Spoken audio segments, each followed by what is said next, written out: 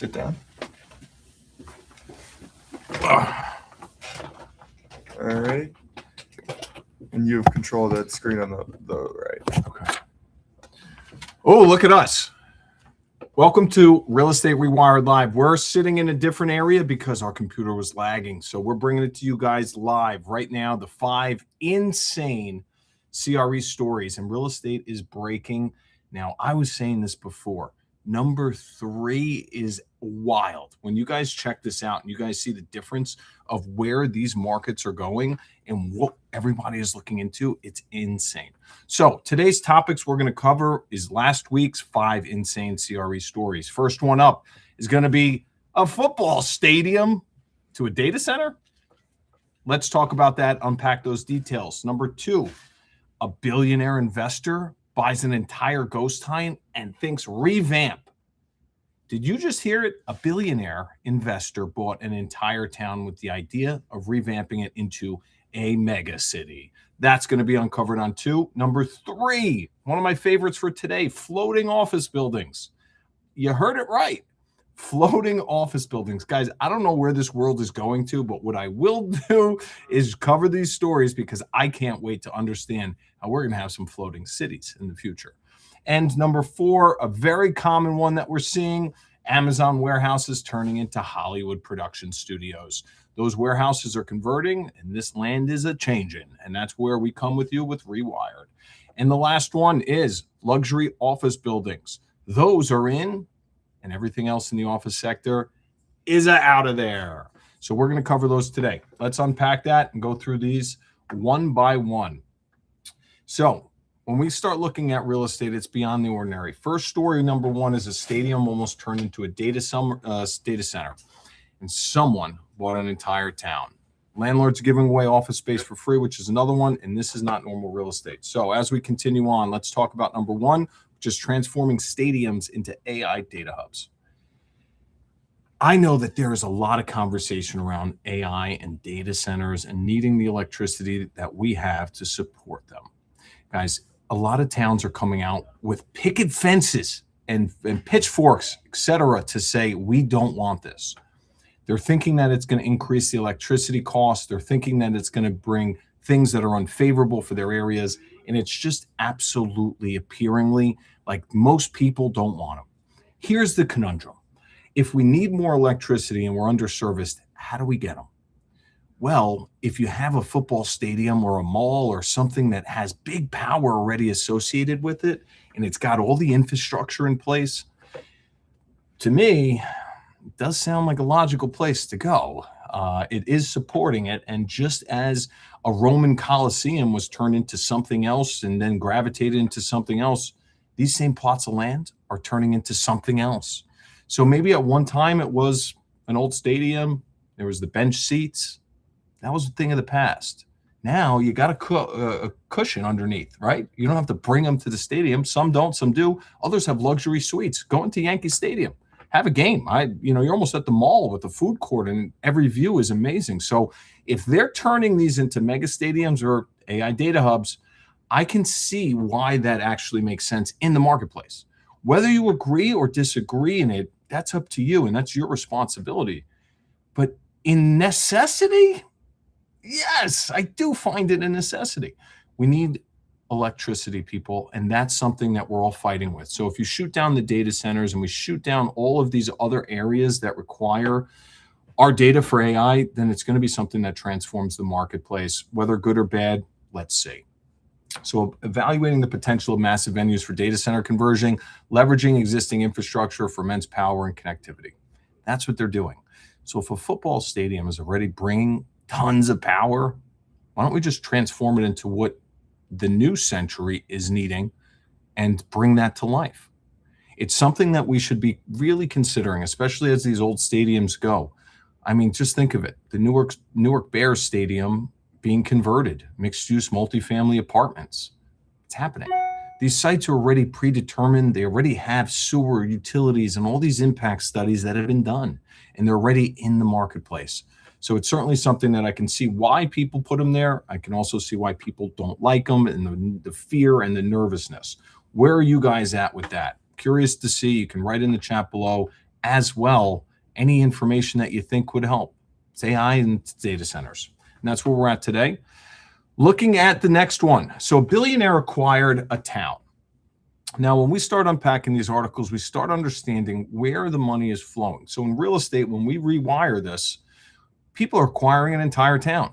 I talked to a friend and a customer that we've serviced over time, and they're in Texas, and they're in an area where they're making the bureaucracy buildings, like the municipality, where you go for the building department and where you go for school systems, the fire department, all of these things. Hospitals, these are being built by outside capital into these areas that have been depleted or maybe too rural, that are bringing towns to life. Now, if you have the resources and it's cheap land and you can create an atmosphere for community to thrive, sounds like it's a great idea.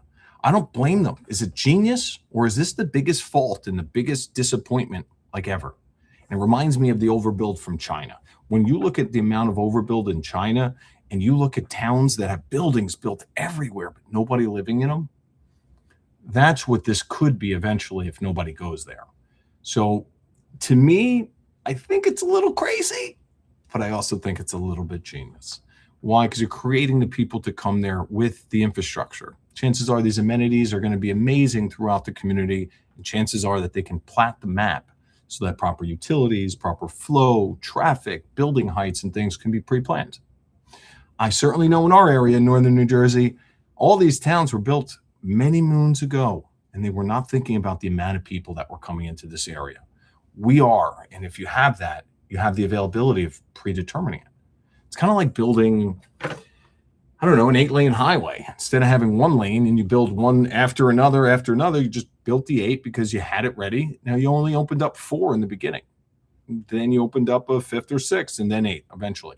But you had that 4 ready to go instead of 1. So there was no real traffic. It was the building up of it. And just like a rental complex or an apartment building being sold, when the tenants and everyone and the owners come in there and it starts coming to life, more people come. It's that initial first 20% that sometimes is a little tough. And getting people to there will require incentives. So if I'm the billionaire that's acquiring this town, I'm thinking, how do I make this exactly what the local region towns would want? And I'd want to bring in everybody from outside the area to come to this. Because why? If we're in Texas here, I can go from all over Texas with the same laws and the same rules, ordinances, etc., and bring them to my area. And then from there, we can create localized government for that specific area and maybe even name some roads after ourselves. How cool would that be? But more importantly, it would be a community of people that are probably like-minded, and they're probably servicing, and they probably have businesses, and there's probably going to be a lot of great things that occur. So to me, this would be an amazing idea. Executed properly, I think it could warrant a 10, 20, 30-year return that's astronomical. And at the same time, it could, if over-leveraged and under-delivered, be something of a big fault. So whether it's genius or whether it's disaster, market will tell. So as we cover this, we'll definitely check back in about the billionaire that acquired the town and the ultimate land assemblage I've ever seen. And we focus here on land assemblage and development throughout all of New Jersey and even down in Florida. And what tells me, I haven't seen anything bigger than this one. When you start making a town and you start making a community, and we're talking could be 10,000, 50,000, 100,000 residents. What does that look like? Now that's really cool, because now you have underlying of all the real estate in the area, and you're actually putting in everybody into your community. Pretty interesting concept, I have to say. What do you guys think? What are your thoughts? That's what I'm here for. I want to unpack those details. Moving ahead from acquiring entire towns, let's look at the focus for where innovation is hitting coastal development. Story number 3. What we have is floating buildings that are coming to market. So office space hits the water. Coastal developers are exploring innovative floating office and mixed-use structures as strategic responses to rising sea levels, adapting to changing coastlines, and increasing water levels. Land scarcity. Guys, we're in a scarcity here for land. We're across the United States, 10 million homes under. We got to build. We got to get connected with these governments and be able to bridge these gaps for our communities to be built. I totally understand why traditional mindset would want to have certain things that are held back. I think when I get older, I probably would feel the same way. And I don't blame anybody for thinking like that. What I do encourage is the simple fact that without understanding that the only thing consistent is change in our entire world, then the methodology around what we have would be to amend some of these old rules that are not applicable with today's rules that are. And that means that we have to streamline plans. We have to be able to get to the zoning and get through the bureaucracy of it a little bit more efficient. And what I think of is the common goal. If the common goal is for the people, then it's not the town per se, it's the people that are in the town, right? And those are the ones representing it. So if we can get a little bit of more unity between everything around there, then these towns would advance sooner, keeping a traditional mindset, but also advancing and knowing change has to happen. So let's shake it up a bit and give them that change that's needed because our communities are advancing. We'll do it in a good way. And that's where we're looking for these town bridges and the gaps ahead. What does it tell you? It means that if you don't have land, they're overcoming challenges of limited and expansion urban land by going on water. Did you just hear what I said? They're building on water. Now, maybe our cities are going to be floating cities in the future with rising sea levels. I don't know. I think they're preparing some of this stuff much, much more than we all know. At the same point, maybe that's good for us. Maybe it is something that is a necessity because we as people, if we're going to survive, we've got to adapt. It's the only way that we have survived throughout all these millions of generations. Now, I don't know like you, and I don't have the crystal ball, but I will say that it does seem trends are rising. So you could see a floating building or floating city in your nearby if you're on water and it's something that is attainable by the macro level investors and the people in this world that want to see that change, because those are big undertakings. Big undertakings. Zoning constraints. Guys, finding creative solutions where traditional construction is restricted. If you have construction restricted and there's no land laws that apply to water laws, it probably will get into a gray area, guys. I'm not going to lie to you.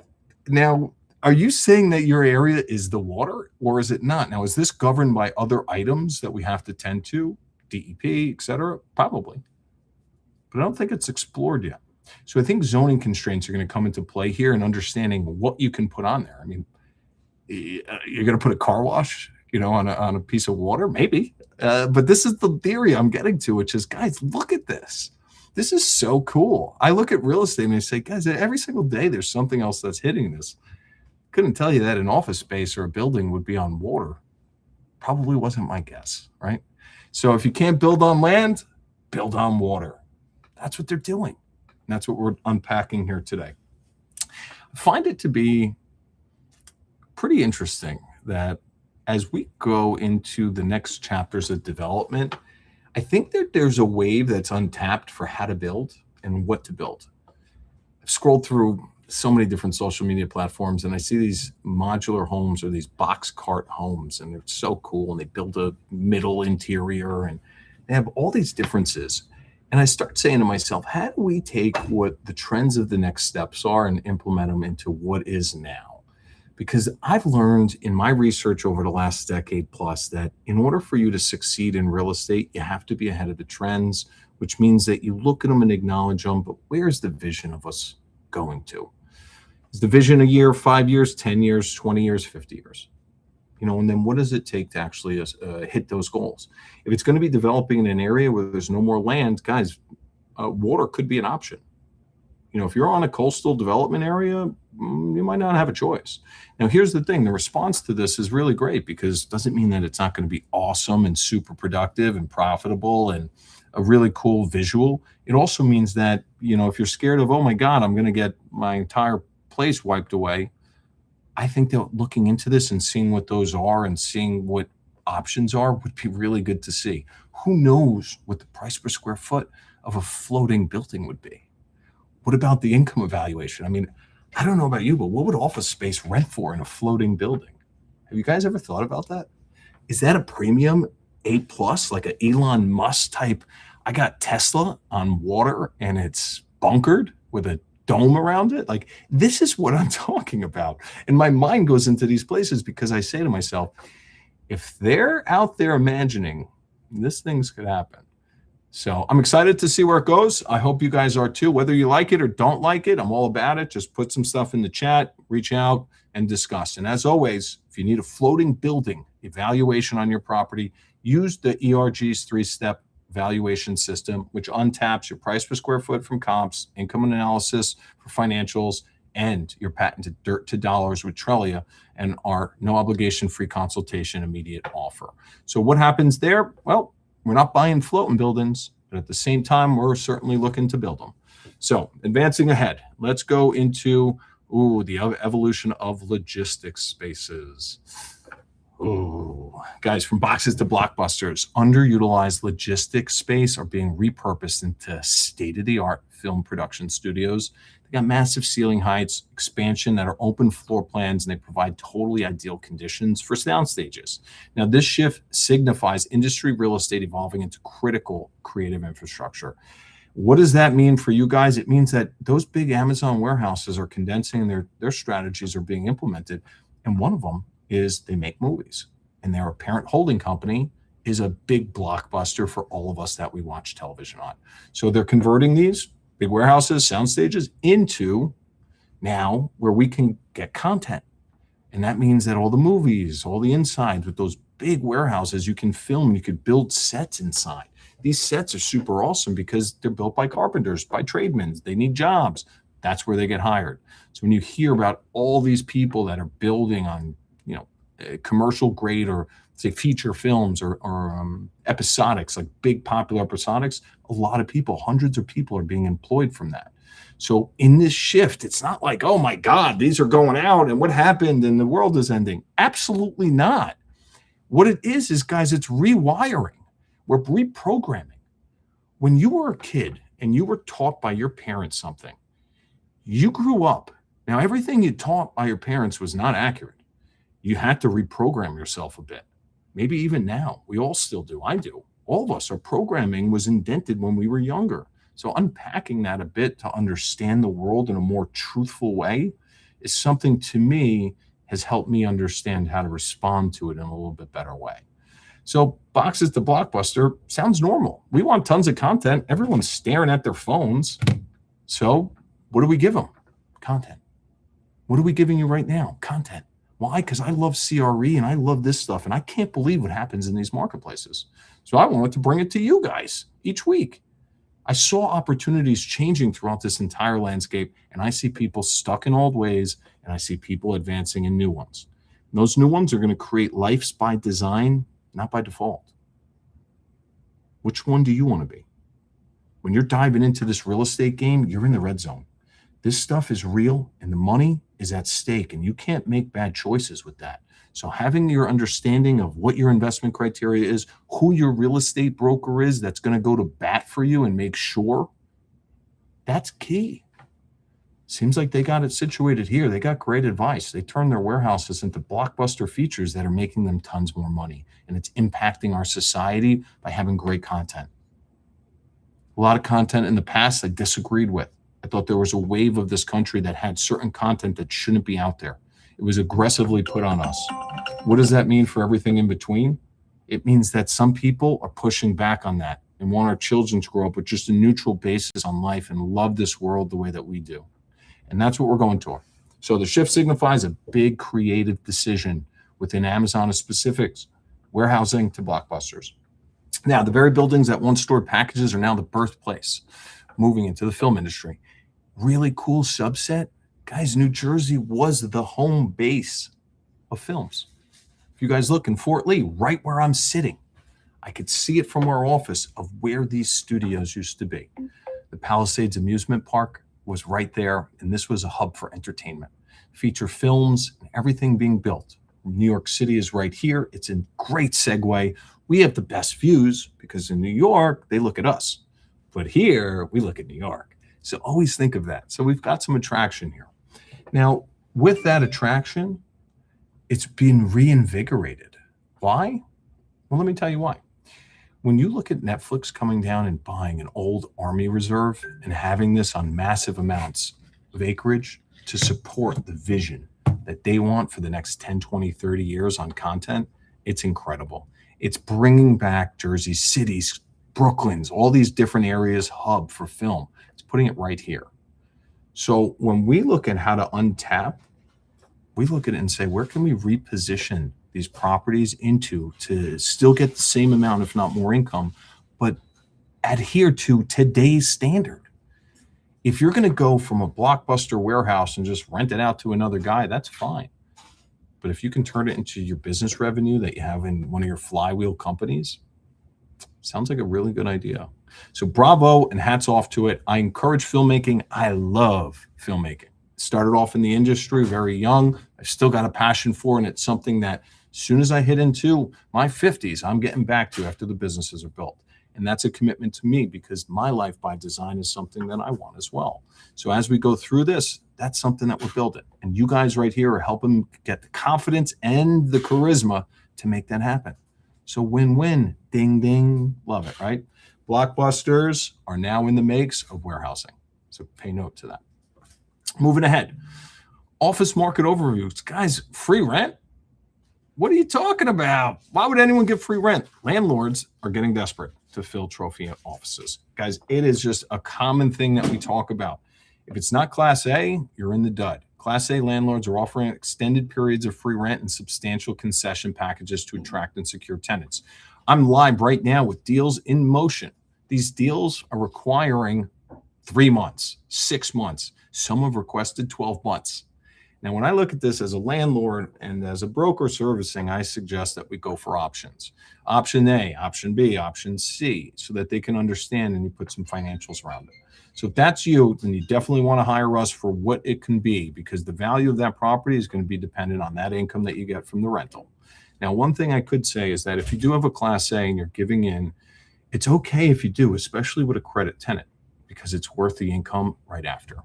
When you seek to refinance a building, when you seek to go and sell that building, those leases are going to come into play for the value.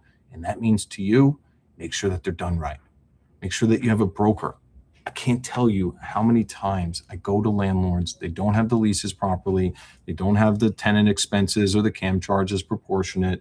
They don't charge them for certain things with parking. They just give them a sweetheart deal and they think that they're being a nice guy. And what I explain to people is, in real estate, you have to be kind. You don't have to be nice. Nice is overgiving. Kind is doing the right thing. So if you do the right thing by saying, hey, it's priced at market value, this is what a formality is, your triple net is this, then you're doing right by them because you're teaching them how the marketplace works instead of giving them that freebie. Now, if you're a parent in the place, you understand what it is. Keep giving your kids the same thing and the sweetheart deals never works out. Now, you can encourage them and help them, can't do it for them. So that's what we're describing here. If you're getting hit with TI, which is tenant improvement, i.e. a tenant comes to you and says, hey, I got a track record. I want you to build out the business for me and I'll operate it for the next 10 years. And I'm going to make sure that I pay every month. Which way do you go, right? I mean, who are you? You know, let's see a financial statement. Let's see what we can do with your track record, blah, blah, blah, right? It'll come into play, but sometimes it does become attractive. So that's something that we can look at as filling a void, especially if you're looking at a Class A. Now, focus has shifted from rent collection to survival, maintaining occupancy rates. Guys, that segue is where the sweetheart deal comes into play. If you have tenants, they've been there 5, 10 years, you're not escalating because they're quote unquote great tenants. I get why you don't want them out of there. I totally get it. Personally, I probably wouldn't. I'd just look at negotiating a better deal, especially as the year is renewed. Because at that point, you're just being a good businessman. It's not like you're doing anything wrong. You're just doing the right thing and actually having the courage to say it and express it. So that's a huge thing. I always practice courage. In this world, if you're not going to have your back, nobody else is. So have your own back. Make sure that if you understand survival, make that deal happen. Keep the tenant in instead of kicking them out. Now, if the rent's if the rent is effectively zero, how do we determine the true worth of these premium office spaces? That's a great question. So how would you guys do it? What would be a way that you focus if the rent is effectively $0? Well, I'll tell you 2 solutions. ERG, 3-step valuation system, price per square foot on comps, right? Income and expense. If the income and expense is 0, well, that category would be a 0 value. and then dirt to dollars.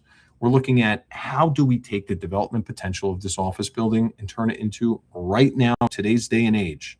And if we can do that, we can conform a plan with the town together, then we're going to have a win for the community and a win for the team that's on board with developing it and advancing it.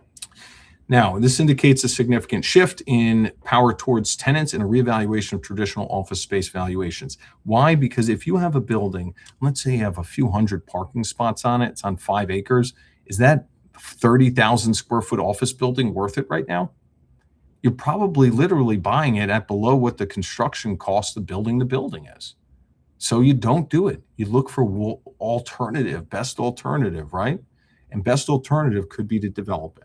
So I encourage everybody out here in this marketplace to understand what your property is worth to a developer and to contact ERG and myself today to get a development dirt to dollars offer on your property and also valuation.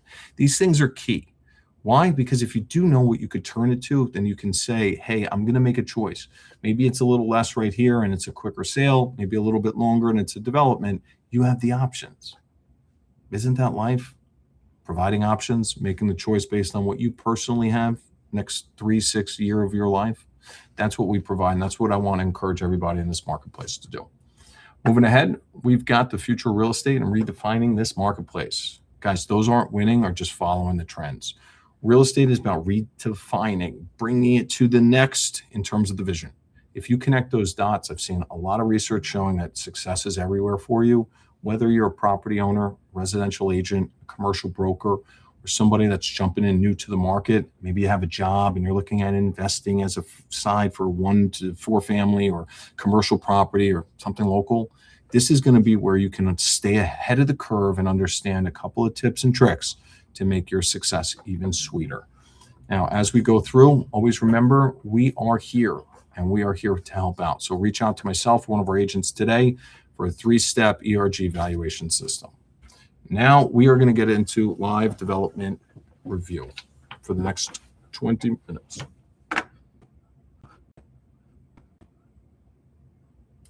How in the heck do I close this? Adam's hopping up. Yeah, just give me a sec, guys.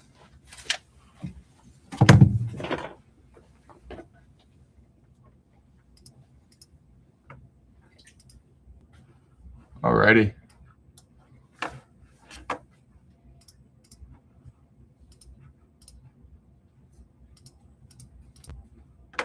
All right, Bruce, you're all set.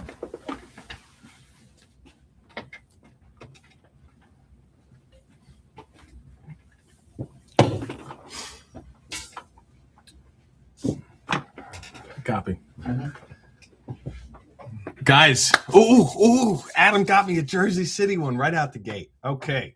So, guys, Jersey City, is a 5-story mixed-use project near Lincoln Park. Let's check this one out. A proposal by developer Academy Capital to build a 5-story apartment building and an empty lot at the intersection of Communipaw and West Side Avenues recently took a step forward after the Jersey City Planning Board voted to approve a site plan for the project. Board approved a plan for 38 apartments, more than 2,000 square feet of commercial space to replace the vacant lot at 792 Communipaw Ave. Right near our 475 Communipaw Ave. Bravo! Love the area. Love that whole section. Guys, Jersey City is just such a cool, funky, amazing town. If you haven't been there, check it out. You're going to be walking through and think it's the Brooklyn in New Jersey, have some of the best food, the downtown views, and just the Heights section where you can have a great happy hour, enjoy your time with friends, and really kick back and unwind. Also got nearly 7,300 square foot of retail. Guys, this is pretty interesting. The fact that it has this much retail is interesting for that size. Project will span 32,583 square feet across 5 stories in the cellar level. Its footprint is 7,259 square feet and will include 4 affordable units. So of this, let's just take a peek here. So when we've got 4 affordables and we've got 38 apartments. So, I mean, if you look at that, that's a pretty good ratio. It's a healthy ratio. It's just above 10%. And it's something that would be favorable. I mean, 10 to 20% is pretty standard for rentals or sales. So great job there. as you go, sometimes we want to make sure our projects always affordable component is in there most times. And it's because we want to give everyone opportunity. As we go, obviously developers and the towns spend tons of money, tons of time. You guys have no idea how much time and money takes for these projects to come to life, and how much courage and how much wherewithal and people sitting in conference rooms going, are we going to win or maybe get killed? That's what you're seeing here every time one of these is approved. So when I look at it, I take this so serious, because if you really knew what you knew on these, you probably wouldn't do them nearly as much. But courageous people like them and like us, we're out here to advance these communities because we need it. Somebody's got to do it. Academy Capital said that the unit sizes will range from 360 square feet for a studio. That's pretty small. Can't kid you. To 1,040 square feet for a 3-bedroom unit. Guys, these are tiny units.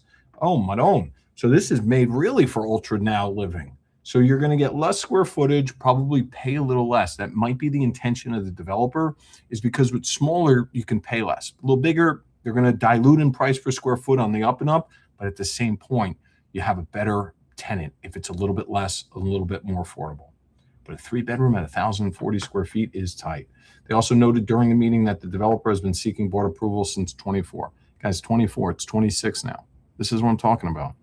Everyone says, oh, look at that, and the development, all this. Guys, you know what it takes? This is 2 years in motion. Some of these things I've been on for 5 years.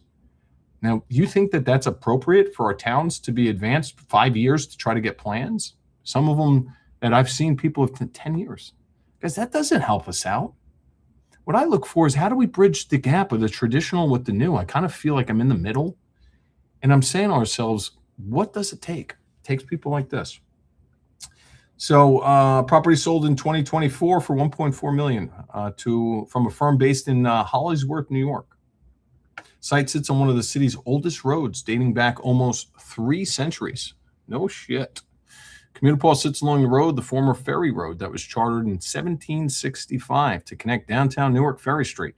1765 may have been where the horses and everything's coming out of play here. This is pretty funky. So I didn't know that. That's a great news statistic. And road was later delivered into Ferry Street, New York. So Ferry Street in Newark is, it's Portuguese section. That's ironbound. That's great food. If you haven't checked it out, man, oh man, ironbound section over there.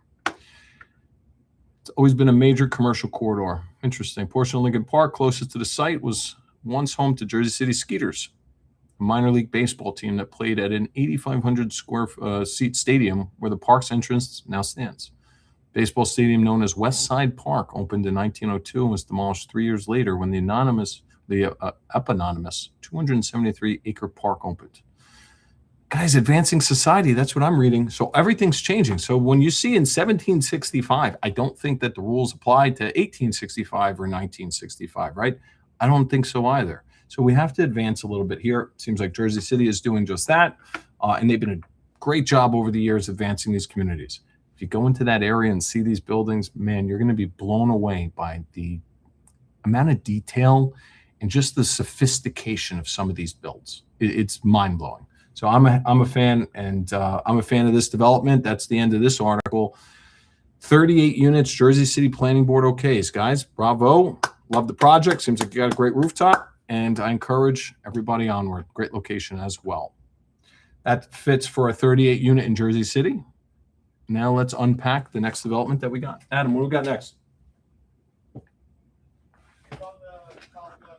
Top left. Okay. Gotcha. Okay. Development number 2 that we're unpacking today is going to be plans unveiled for a $3 billion Meadowlands Convention Center. My goodness, we just can't get away from this Meadowlands Center. Oh, goodness. Plan for the former IZOD Center. Guys, if you knew what IZOD was, that was like way back when, like when I was playing high school football, IZOD type. That was now the American dream. So it calls for a 300,000 square foot convention center plus a hotel and more. I wonder what and more is. An ambitious plan to transform a once busy sports venue into a sprawling convention center has taken a step forward as a proposal for the Meadowlands Convention Center is being finalized.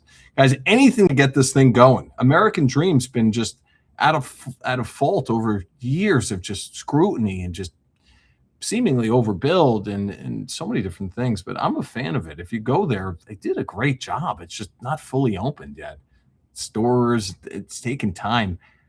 Guys, imagine undertaking 1 million+ square foot and then renting it out, having all of these different people. I mean, just the economies of scale for the amount of people needed to enforce and effectively implement the leasing, the showing, the space specs, the GC work on coordinating, even tenant improvements is vast. This is amazing. I personally think they were kind of skewed earlier on, and they got a bad image for no reason really outside of just overspending on the development, which was in a period of time where it seems like money was being thrown everywhere. So, it's a tough call. I like this project. I go to it. I brought my daughter to it. It's fun. So, ambitious plan to transform a once busy sports venue into a sprawling convention. During a press conference on April 14th, Meadowlands Chamber announced significant updates to a $3 billion proposal to transform the former Izod Center into a year-round destination for events and tourism. The arena itself sits adjacent to the American Dream Mall, was once a hotbed of sports activities. So, guys, it's right in condition of the American Dream and then next door. This is where we had some sports teams playing. I think it was where the Nets played and the Devils used to play, I believe. So these areas, they already sit. Now, kind of to our conversation earlier, maybe a data center. I don't know. But I couldn't imagine people proving that in these areas. Although the Meadowlands, it's quote unquote Meadowlands, it's open. There's a lot of area to certainly do it. But that might jump into our floating city theory because it's swampland. So maybe you put a city on the center of the Meadowlands and call it a data center and everyone's happy. I don't know. Maybe that's the case. At the same point, let's get serious in terms of where we're at with this, which is also known as the Brendan Byrne Arena or Continental Airlines Arena. That's the one I remember it as a kid, Continental Airlines Arena. Facility was home to the then New Jersey Nets. See, there we go. And New Jersey Devils. Boom! Got them both until both teams relocated to Brooklyn and Newark. Couldn't agree more. Used to shoot down there with my pops and my family. I loved it. And by the way, I've never been a huge hockey fan until I went to University of New Hampshire. They had the fucking best hockey team, and these guys were awesome. And I learned hockey guys are super cool guys, a little bit crazed, but what sports college athlete isn't? And what I learned is that they're super awesome. And I watched them play, and I became loving live hockey. So I went to the Devils Stadium, and I went to these stadiums, and I watched one playoff game in hockey, and it blew my mind. If you've never watched a playoff hockey game live, I encourage you to go. It is amazing. The amount that they put into this is unbelievable. So a little side note about hockey and that. I'm a huge football fan, sports fan in general. But the grit and the resilience and that toughness in a playoff hockey game is just really something else. So getting back, the effort is led by the Meadowlands Chamber under President and CEO Jim Kirkos with a project team that includes Hunden Partners, TVS Design, and Traffic and Parking Consultants, WSP. The endeavor has been supported by funding secured by Senator Paul Sarlo and the Murphy administration through the state and local fiscal recovery program. Guys, this is awesome. So we're getting some state planning, funding, et cetera on this. I think it would be wonderful because if we have a convention center here, that means that maybe, just maybe, Gary Keller can do one of our conventions here in the Meadowlands, and we don't have to travel across the country. Although I love it, it would be super cool if we have one at home. I mean, wouldn't that be interesting? So outside of him, it could be anything. Maybe PBD, he throws a vault conference here at the Meadowlands. Or maybe one of these large podcasts, they throw events in here, or Mr. Beast comes in and designs it for a week in Beast Games. Who knows? But what we can say is that if you have the availability, when you build it, she will come. So a real plan for the 300,000 square foot convention center plus a 1,000 room headquarters hotel next to the facility, because that's what you're going to need. People come into town, they go to their convention, all of a sudden they leave town, they throw a lot of money into the area locally, helps us all, right? Our local businesses, our families that have them, our friends, everybody around gets a little bit more. Now, there also proposal includes additional for a flexible 5,000 to 6,000 seat arena. Ooh, sounds like ample theater. Sounds like the arts, baby. What we love. If you can put something like that, like the Amphitheater in New York City in Madison Square, guys, oh, baby, we got theater coming in. And you know me, then you know I love theater. I love the arts. And I think it's a passion for us in the future that we all need because it's protection of the brain and the mind that creates. So I love it. And what that means is we may have a new place to go watch concerts, enjoy events, magic shows, etc. for everybody. And that's where that can come into play. Cruising down, the facility is intended to operate year-round with more than 300 events. That means if we have a calendar of 365 days and there is 300 events, only 65 days won't have events. That's a lot of events. That's a lot of events. So let's unpack with how many events that would be. So according to Meadowlands Chamber, the estimates suggest that the building, the convention center, could have a $30 billion impact over 30 years. That's a big number. It's a big number. I think it'll probably actually be a lot bigger than that because our economy is growing, and we're right next to New York City, which is the biggest capital city in the world, and ours is pretty right behind it. So let's say a $2 million property in New York, you got a $1.2 million property in New Jersey, and as 2 goes to 2.5, 1.2 goes to 1.5, and we just keep riding the wave. We're like right behind them, which is really cool because they set the tone. They set the tone almost virtually around the world on pricing. It's unbelievable. Outside of maybe Miami right now. Chamber says that the next few weeks will focus on finalizing plans, incorporating feedback, and assembling a roadmap for how the project could be built. That should be interesting. I'm curious to tap into that. And a formal presentation is expected to be made to Governor Mike Sherrill, state leaders in early May, with the chamber expecting a decision on the project by early 2027. Well, guys, I'm a fan. If there's any bit of information that you'd want from me, I love it. I think that we need these convention centers because these are prime. Bigger companies are expanding. They're going to need hubs for convention, which means we can be a hub in northern New Jersey for that.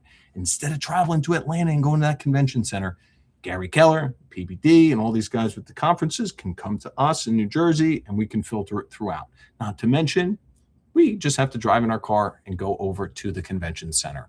And it's a much easier travel, especially people with family, friends, or tough schedules. That allows for us. So if you're one of those people, definitely encourage it, plug it along, and help us advance these communities in New Jersey and throughout the states. And that's something that I'm very energized and impactful about.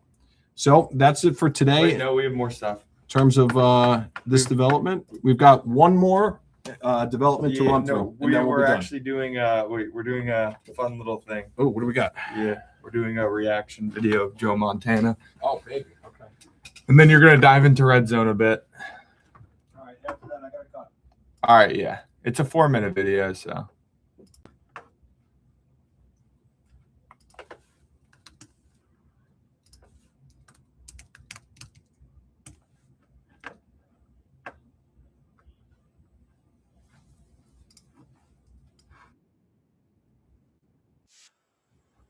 Alrighty.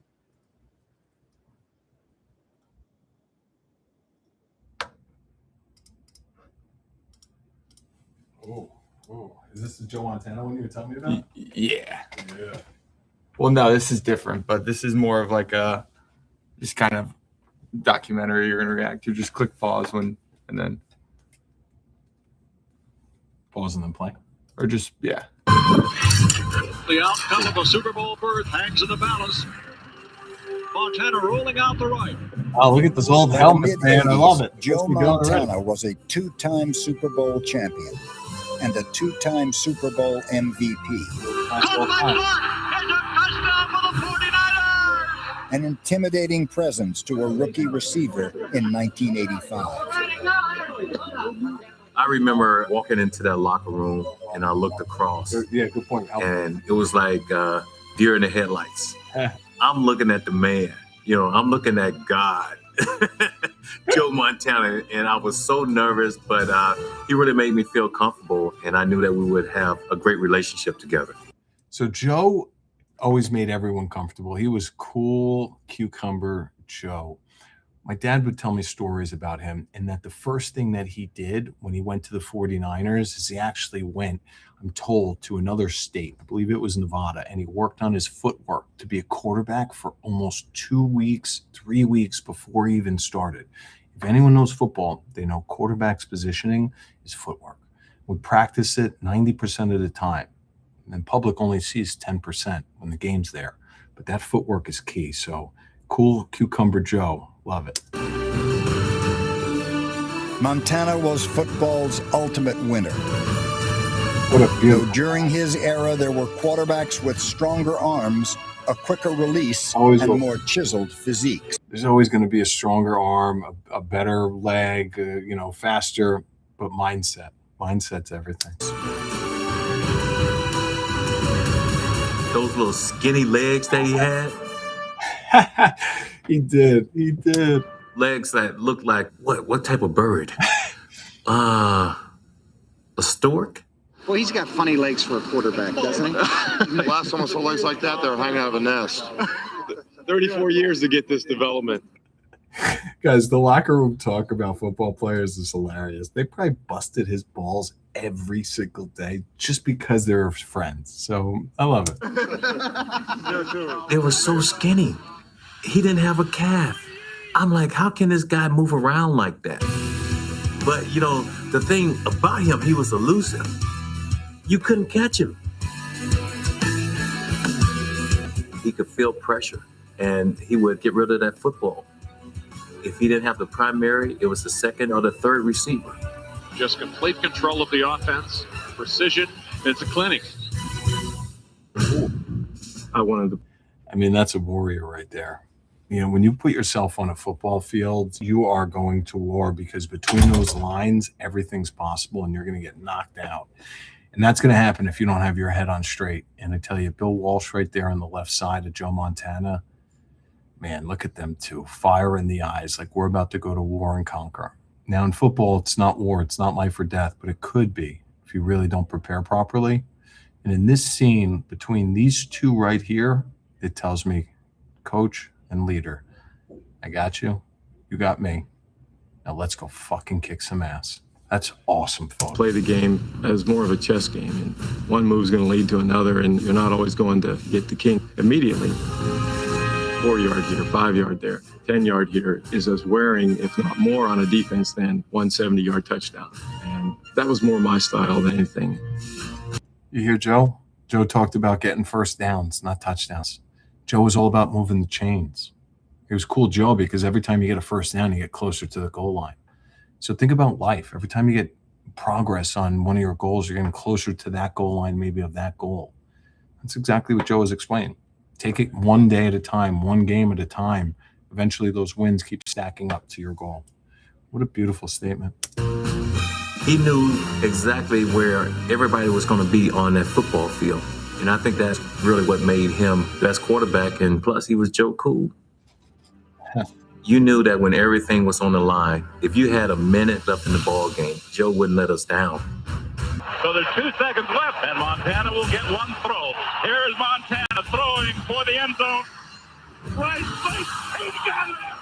Touchdown, 49ers. Great catch. Super Bowl 23 on the final drive. With 3:10 remaining, the 49ers will have to go from their 8-yard line. We were at ease. We had the best quarterback, and that was Joe Montana. Leader Joe Montana. That's what it was. You see his eyes. He believed in his leader, he believed in his quarterback, and he believed that they were going to win. And he played his role at the highest level. One thing I love about Jerry is just his humbleness. He's always been, I'm just going to work harder, smarter. I'm not going to create a whole bunch of noise, but I'm so proud of how hard I work because look at us win. He was all about the team. Montana back to throw on first down. Throws over the middle. Complete to the Craig. Craig is to the 16. Montana trying to drive in the length of the field here with the game in the balance. 16-13, the Bengals lead. To watch Joe Montana do this absolute surgeon on the football field and one of the all-time greats, it's almost like poetry. 39 seconds remaining. Back to throw Montana. Steps up, throws. The 49ers have scored. Montana played in That must be an incredible feeling. When it's a feeling like no other. My God. 4 Super Bowls and won them all. In those 4 victories, he threw 11 touchdowns and no interceptions. He is the only three-time Super Bowl MVP. There may have been passers more imposing physically and more impressive statistically, but no big game quarterback was more awe-inspiring. I have to say, Joe, God bless you in the way that you have helped shape this world in playing football. You certainly were my idol growing up alongside my father being the number one person that I looked up to in my life, and still do. And Joe, you were number two. And the way that you handled yourself in playing professional football and guiding the younger athletes in my generation and futures is something that I say thank you to, because you helped us understand a different way. You encouraged somebody that wasn't the fastest, wasn't the strongest, didn't have the biggest arm to still play and still be able to win and make his impact on this world. And that person was me. And that person played in college at University of New Hampshire under Chip Kelly, alongside my favorite buddies, from Santos to Sean Ware to Pammer to everybody, ATN, etc. These were all people that when you play football, if I didn't have that encouragement, if I didn't have that wherewithal to want to keep going by great people like you and the way that you exemplified, don't know where we would go. But I certainly know that it wouldn't have been influenced by you. So my hat's off to this video, to you, Joe, and to everything that it represents, which is the formula for success.